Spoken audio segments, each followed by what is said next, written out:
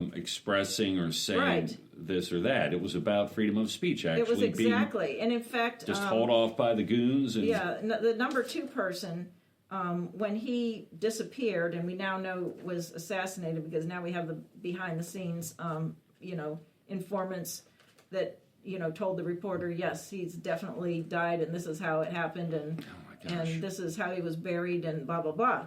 But, on the day that he was dragged away, and his last words were, "I can't breathe," okay, that was when he disappeared to us, right? He might have been killed that same day. But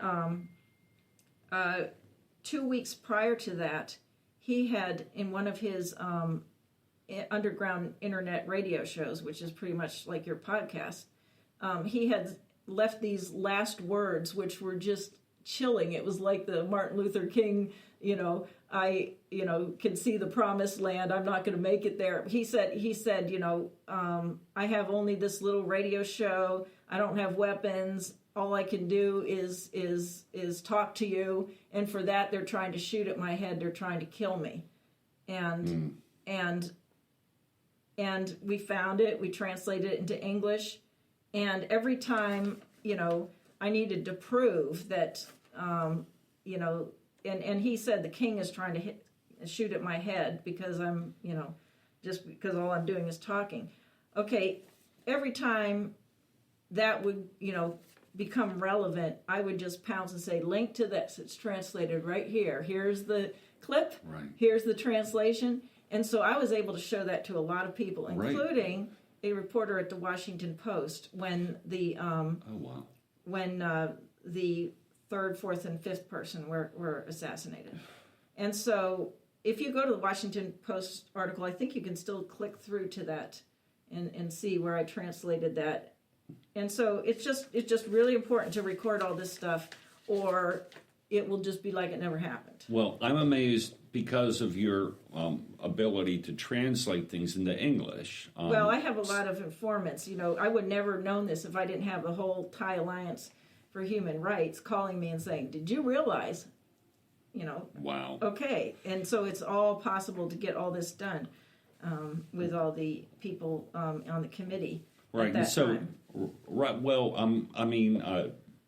I think it's super valuable with it in some way, somehow at some time, the fact that you can bring literal translations to, well, the most spoken language in the world, if I'm not mistaken, English, to because not many of us speak Thai. Right, I certainly exactly. don't. So I see script I don't understand. I haven't the faintest idea what it means. But your talent has been to really, I think, at least show the world, and hopefully they're interested in what's going on here. And right, and the other thing is like.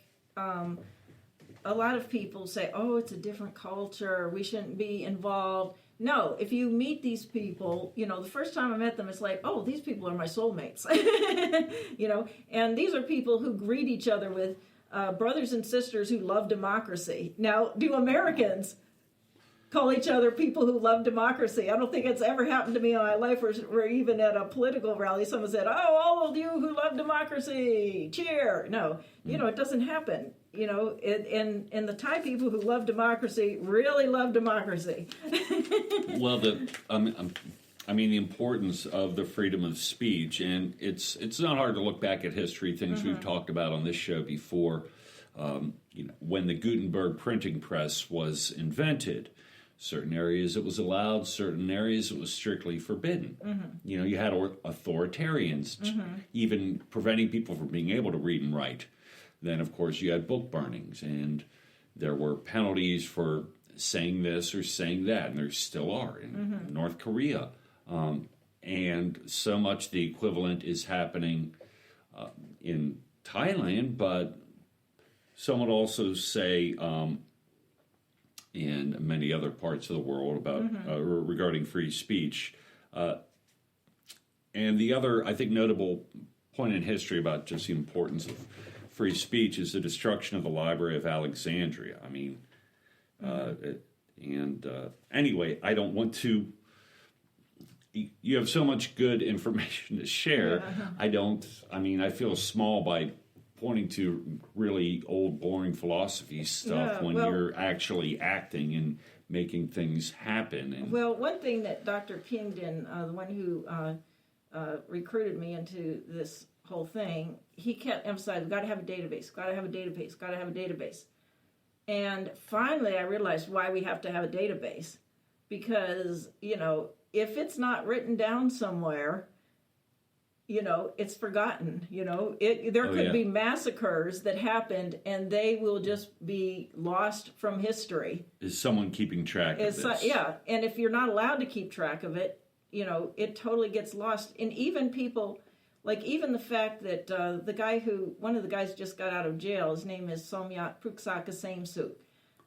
He is a very famous lèse majesty victim. And another activist just said to me, oh, well, he was in jail because of, he published an article. I said, well, the real reason he's in jail is because he started a petition to try to collect signatures to modify the lèse majesty law. Oh. And it was very quickly after that. Well, that had even been forgotten because, when you just don't emphasize it, when you tiptoe, when you beat around the bush so long, you forget, what's happening. And I'll tell you the truth. All of the activists that are in jail right now are up to their eyeballs in demanding justice for those assassinated dissidents. Sure. And there are 9 who were assassinated that were anti-monarchists in Wanchlerm. Borderline case. He wasn't openly anti-monarchist. But the ones in Thailand, we usually just call them pro-democracy activists, but they were attacked and beaten down in the streets. And there was 3 of them that were attacked multiple times, such that I forget, there was something like 18 attacks on 3 people. And those people... Well, you don't care who those people were. Well, but, I wouldn't recognize the names, but I mean, but it is important. They were Ekachai Hong Kong Wang, Anarak Jean Tawanik, and also, this is a nickname, John Yu. And John Yu was almost assassinated because he was non-responsive for a moment there after his beating. Oh my gosh. And he was in the hospital for weeks and months. Because they smashed his eye. Okay, this is how these were the people at the top of, protesting the unfair election. That's what happened to them. Something just happened today, didn't it? Yes, just today, and this is one also that not everyone knows about because there's just so many to keep track of. But today, a woman went to jail who she is just like peripheral damage. She wasn't political at all. What she did was she transported some black T-shirts with a tiny little symbol of the Thai Federation that didn't even have words on it. It was just a little symbol. And like I said, the Thai Federation was basically a radio show, okay? Like yours. If you called yourself the Thai Federation, all your followers called themselves the Thai Federation, then that would be the Thai Federation. There was no organization, okay? So she's transporting these T-shirts at the request of her mother. Would you take these from Laos to Thailand? Sure. She does it. She gets arrested for transporting the T-shirts because they have a little symbol on them. Oh, and this was a long time ago, but she has been ready to go to jail at any moment through this whole COVID-19 thing. But they weren't, filling up the jails because of COVID-19. Okay. So she knew this whole time that she was going to jail as soon as COVID-19 was over. She has children. Today she went to the court and they sent her to jail. And she left behind a 13-year-old who's going to be taking care of the 11-year-old. Nobody is taking care of the kids except the kids. And she also has a special needs sister who was raped, who had a child. That child's being taken care of the grandmother in Laos. And so she has 3 dependents, and she just went off to jail. And it's just heartbreaking, and it's so unnecessary.